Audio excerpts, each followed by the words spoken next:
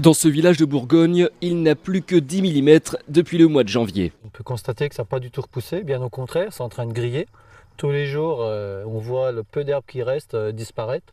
Conséquence, les agriculteurs commencent à puiser dans les réserves de foin pour nourrir leurs bêtes.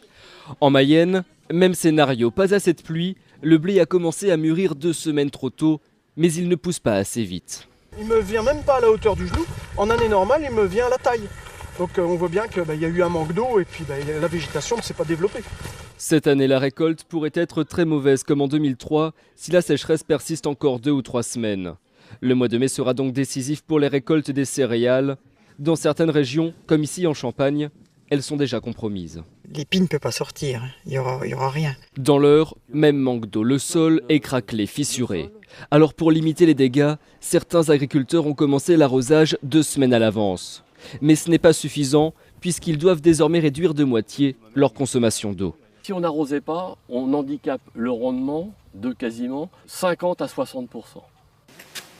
Mais tout cela a un coût, 150 € en plus pour chaque hectare de blé.